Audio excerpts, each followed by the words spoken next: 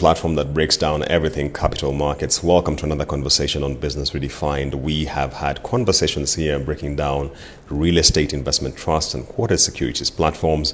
We spoke about derivatives. We spoke about share buybacks when they happened last year.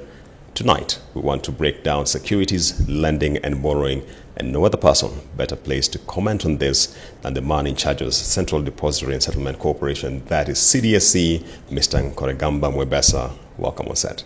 Thank you very much. Karibu sana. Asante. Let's kick this off. Securities, lending and borrowing. We're having a conversation with a few capital market players sometime in 2021.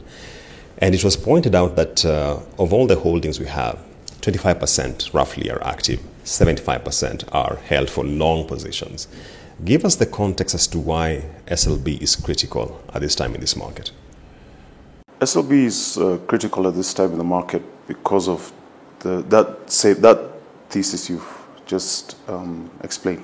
So we've got investors who are long-term, with long-term obligations. So they're not really trading their securities. What SLB offers them is an opportunity to sweat those assets or securities, as it were, by lending them to borrowers. The borrowers have a trading strategy. They want to maybe short the market or short a particular stock, so they borrow the stock and they come back into the market, sell it, and when it's time to return the stocks to the lender, they come back into the market and buy them. So we think it should unlock some liquidity. That illiquid portion that you've just mentioned, some of it should be unlocked so that there's more activity in the market. All right. I'll be coming back to the shorting a little later, but I was having a chat with the Nairobi Securities Exchange, the chief executive, and he's on record telling me that their own aspiration is that SLB could potentially see us double the sort of turnover we see at the market. Do you have a sense as to where you intend this to catalyze this market to? Yeah, we believe that it should really increase turnover in the secondary market, because nobody's going to be borrowing shares to hold them. It doesn't make any sense. You don't have no entitlement. You don't get any entitlements, no corporate actions accrue to you. You are only borrowing them for a particular trading strategy, which means you must come back into the market, sell them as soon as you borrow them, and then come back to buy them. So that's a double transaction that is happening there, because you've got to buy them to pay back or return them to the original owner or the lender, for that matter. So those are two transactions that are happening that would not have happened before. So if we get uptake, we think we should be able to see that turnover improve. We believe that the biggest pocket of lenders would be the pension schemes, the long-term holders with long-term obligations so they keep their assets for the long haul. And we've been working very hard to bring them on board through their fund managers, through the Retirement Benefits Authority, who has given us no objection for pension schemes to participate in SLB. So if we can get that, especially that pocket involved, we believe turnover will definitely improve in the secondary market. Nkoregamba, I must tell you, you and I know that this market struggles with the uptake. So we roll out new products, fantastic products, but uptake tends to be the challenge. Could you give us a little more flavor into the market sounding you have done, particularly with the institutional players? Because granted, they are the ones who do the heavy lifting when it comes to holding for the long haul. What sort of appetite are they exhibiting around this framework? Okay, so when we first launched or entered the sandbox, or when our platform was ready and we came to the market for testing, one of the things we were very clear about as CDSC is that we don't want to launch another product or platform that has no uptake. And so we've taken a period of about 18 months to, as you suggest, sound out the market, to bring people on board, to get everybody on the same page. It's been very extensive through webinars, through one-on-one meetings, through meetings with associations like the Fund Managers Association, the custodians, to get everybody on board, especially where that institutional base is concerned. So we are confident that, I mean, it's for institutional investors, it's a no-brainer. They understand this thing. There are probably one or two things we still need to fix, which is where the fund managers are concerned, or should I say the pension schemes themselves, is the investment policy statements need to be tweaked a little bit. So we're in discussions also with benefit consultants and the actuaries of especially the large schemes for that to happen. We believe once we have that fixed, there should be no reason why there won't be uptake. I mean, there's no need of having your assets not sweating for you. And the way the model is structured, not only will you earn a return for lending out your securities, but all your entitlements still accrue to you. So it's almost like a double win for lenders. I see. I was reading the guidelines published by CDSE not too far back, and there's something which sounded a bit vague to me, that if you're holding, the most eligible person for this is someone who is holding a substantial amount of shares for a reasonably long-term horizon. There was no definition as to what a substantial amount of shares is, and also the long-term horizon is. Okay, as we've been developing the platform and testing it and everything, what we've come to realize is that we're not going to pigeonhole anyone. Anybody can participate. So yes, we believe that institutional investors could be the main base for the lending side, but they also can be borrowers. So just as on the other side, your retail investors can be borrowers, they can be lenders. So we're not pigeonholing anyone, we're not making any hard and fast rules. It is an open platform. Because it is a screen-based platform, it is open. Anyone can participate. So it doesn't matter if you want to, lend out 5,000 shares of Safaricom, you're free to do that on the platform. It'll be matched with borrowers. I see. Interesting. You've spoken about the screen-based, and the world over, we do have pretty much two modes on which this happens. So there's the bilateral, where I basically have to do the matching myself, and there's a screen-based done by the system. Is your intimation that thus far we'll only be doing the screen-based and no bilateral? No, not at all. The law recognizes both as we stand now. And so what we're doing is rolling out the screen-based model because we believe it's better for our market.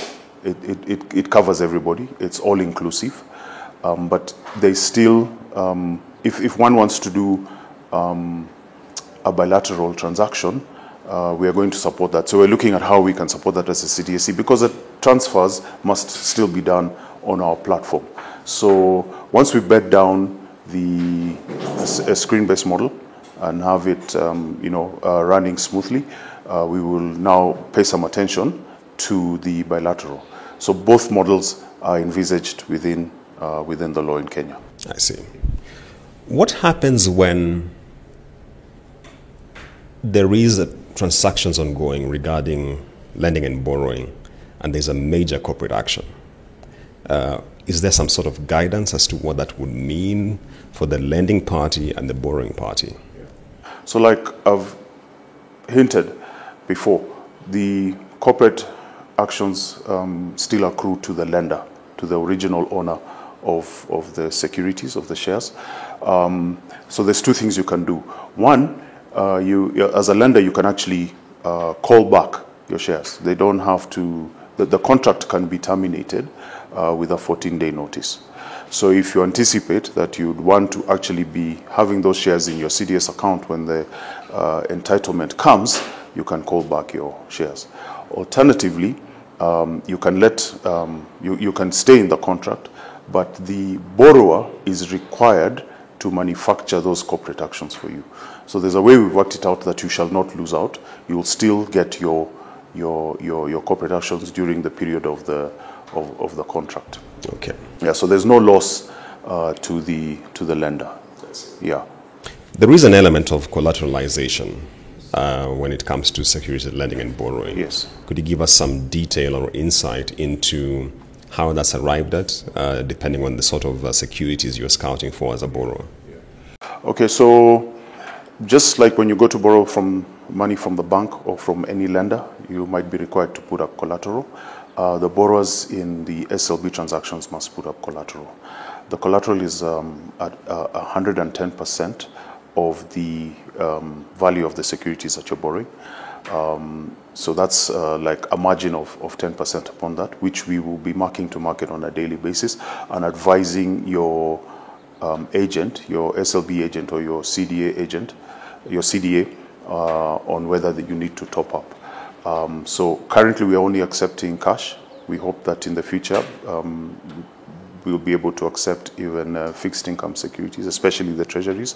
So there's some work ongoing at the Central Bank of Kenya as far as the CDS system is concerned to allow that to happen in future. So it is a fairly secure transaction as far as the lender is concerned. So you've got the whole collateral will be managed by the CDSC. So we're not going to give the collateral to the lender. We shall manage it on their behalf. The collateral will earn interest on behalf of the borrower, so also you're not losing. Once you return the shares, you get back your money with some interest. It will not be lying idle. And then on top of that, as a CDSC, through our guarantee fund for the market, we also will be guaranteeing the transactions. Okay. Yeah. Isn't there an element of counterparty risk when we look at securities lending and borrowing? And why I'm asking that question is because I'm curious to understand as to whether there's an element of screening of potential borrowers that is done by CDSE, especially in a capital markets environment where we have issued ESG guidelines. You see, if my company and we're lending is very keen on ESG, I want to be sure that whoever is borrowing is also aligned as well. So do you see an element of counterparty risk there? Well, there is always risk in the markets. That's why, there are returns as well. So it's that payoff that you're looking at. But our agents will know the clients that they're dealing with. And we've put a lot of emphasis on how they will be dealing with the borrowers and the lenders as well, to sort of mitigate those risks. Now, when it comes down to issues around ESG, or maybe you have some other ethical requirements in as far as your dealings are concerned, we might not be able to manage that in the market. That's got to be a personal decision. So maybe those sort of considerations would require you to do a bilateral engagement. But everybody in the market is an account holder, is an account holder in the CDS, has an agent that is taking care of the relationship, and the agent is tasked to make sure, just as you do in the secondary market, that you're dealing with bona fide investors. All right. Final question for part one. Markets thrive on the necessity, or should I say assumption, of information symmetry across players. I'm just curious, when we do the SLB at a more bilateral arrangement between you and I and someone else who is holding the same stock is doing with another person, how do we ensure then there is no asymmetry, or are you not bothered by that? Look, it is a worldwide practice to do bilateral. But like we said earlier on, we are bringing Screenbased because we think it's probably more equitable for everybody, and everybody will be able to participate. Now, at the end of the day, if you have a bilateral SLB, the borrower is buying it because he has a trading strategy. There's something he wants to do in the market, and that will become evident after some time. We really can't police that. We are not going to put any controls on that. You're free to lend your shares, they're your shares. You're free to borrow and participate in the secondary market. I understand the question and I understand where you're coming from, but I think, again, markets are also driven by, it is nice to have uniform symmetry of information, but sometimes the pockets of value are in that asymmetry. Somebody is able to discern something. So it's not that they are holding back information. And I'm not saying that we shall be allowing, people to participate with non-public material information. That's not what we're saying. What we're saying is that as long as it is above board, people are free to do what they to follow their trading strategies. That comment, rather, by Nkoregamba takes us to a short break. We shall be right back with a lot more on this conversation on securities lending and borrowing.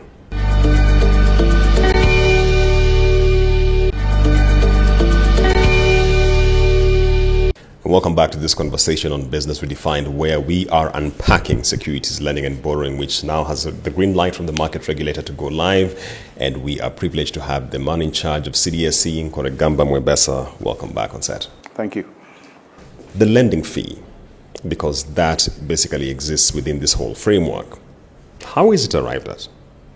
So the lender will be the one to determine what he feels he should be earning for his shares.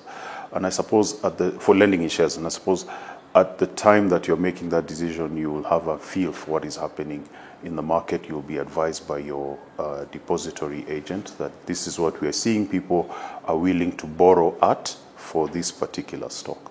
So it's up to you. You come in and say, I want to earn 10% on lending the securities. The borrower, on the other hand, will also be looking at their overall trading strategy and how they intend to make a gain from borrowing the shares. So they will also quote, bid for those shares at the interest rate that they feel makes sense for them for, the strategy that they want to employ. And then we shall match them in the system.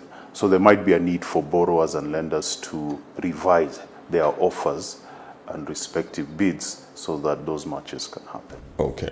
And what is the guideline given in terms of the horizon of the lending and borrowing? So lending is for a maximum of 365 days for a year, and you can choose anything. You can lend for a day. Maybe that might work for day traders. You can lend for 90 days, 30 days, whatever you decide. Yeah. Okay. How many agents do we have thus far? Because there should be SLB agents facilitating all this. So like I mentioned earlier, especially in the test environment, in the regulatory sandbox, we were admitting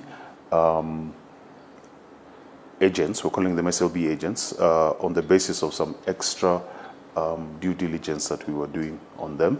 And also they needed to give us some assurances. They are all agents of the Central Depository, and we had 10 who signed up during that period.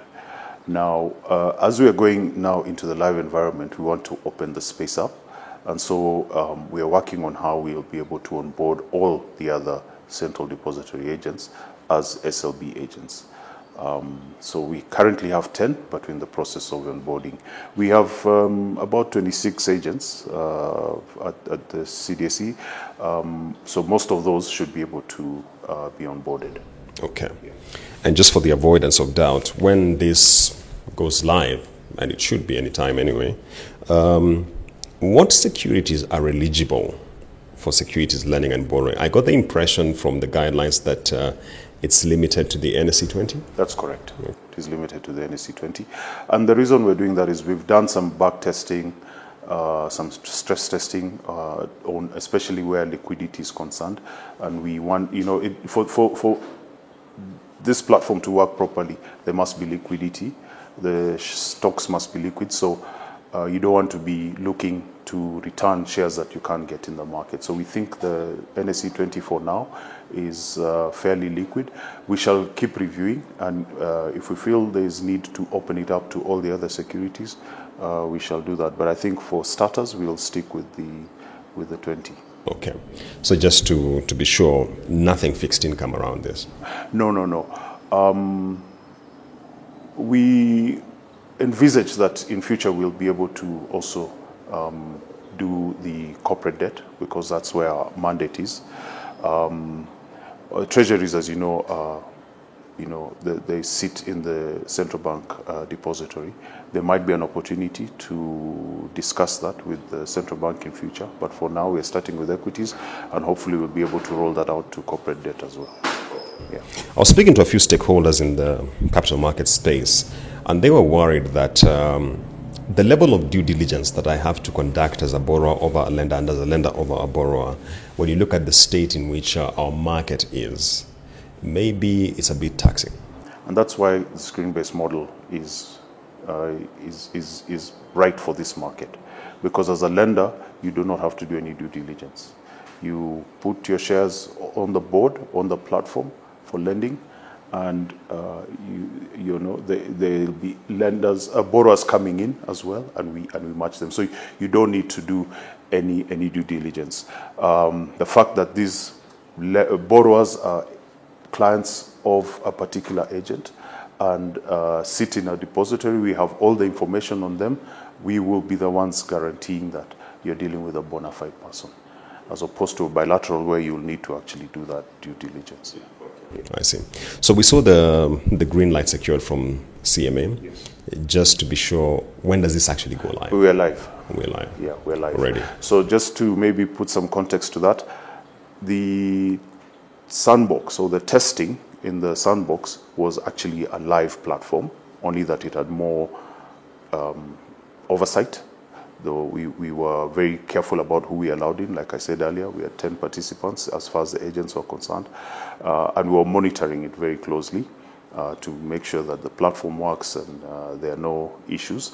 Once we were given permission to exit the sandbox, it's just now saying that anyone can participate. We'll onboard all the other agents and make sure that it's open to everybody. And what sort of traction did you see in that sandbox phase?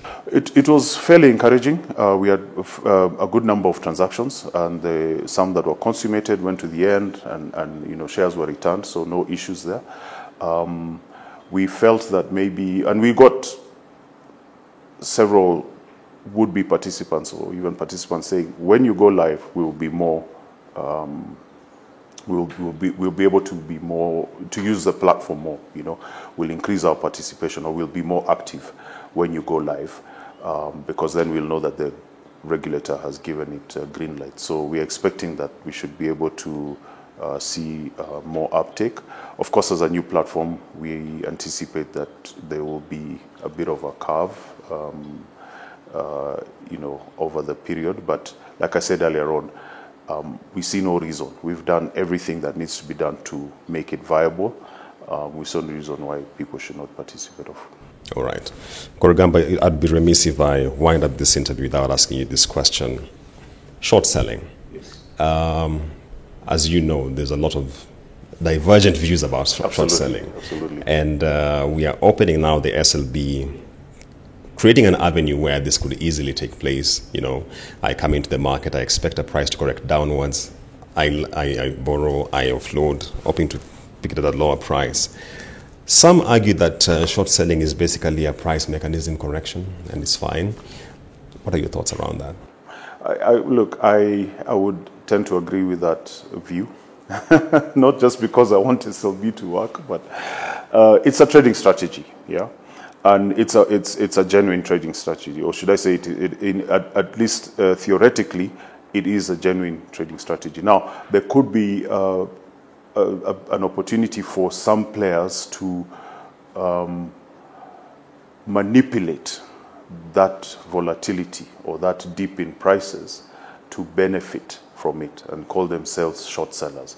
Of course, the regulators are not going to allow that. And I think that's where maybe the short selling gets a bad name, especially in the Western markets. And it's really down to whether there's proper regulation and oversight.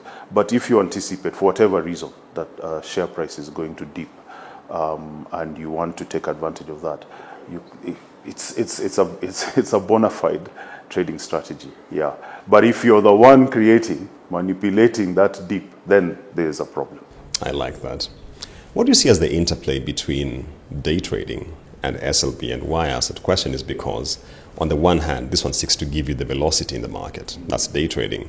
On the other hand, this one now gives you the liquidity you need for that. What do you say as that, Indo? I think they're complementary. They are complementary. The markets that really have good liquidity and good volumes have all these things in place. And it's really for the individual investors, whether it's professional investors or retail investors, to be able to come up with their trading strategies. So I think, SLB should be able to support day trading by making shares available that maybe you want to trade and you don't have in your portfolio, and there's a strategy you're following for that day or couple of days, etc. Okay. Final question. This country this week has been having this conversation around, we have all this number of CDS accounts. The chunk of them are dormant. What do you think is the way forward around all this dormancy in the market? Look, a lot of these accounts were open for IPOs, especially during the boom that we had. When you were CEO, I should say. That is correct. From about maybe 2002 to 2009. We had a bull market, we had a bull run, and a lot of this was driven by IPOs. I mean, they say Safaricom, I think, brought us about 1 million accounts. So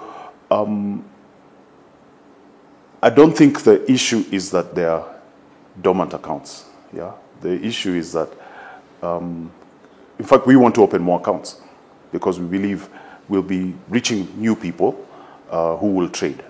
So what we were saying is that, yes, they are dormant accounts, but we are trying to encourage people to trade. We're doing an activation campaign. Actually, we did an activation campaign for most of last year, and it was very successful. I think that's the message, is that we were able to double the number of active accounts in last year. And we were able to generate about 20% of our revenues from those newly active accounts that had been dormant. So what we're saying is there's an opportunity. We might not be able to activate all of them. We might not be able to get, it's actually 1.6 million distinct accounts that we have. So the message is not that they're dormant. The message is that there's an opportunity there for our agents to activate clients, for us to activate clients, for all our stakeholders to be involved. But we are still going ahead to open even more accounts because we believe the new account holders coming in are investors who will participate. Yeah. Mr. Nkoragamba Mwebesa, thank you so much for your time and this conversation on the securities lending and borrowing. We shall keep on highlighting emerging issues around this new place in the market. Stay tuned.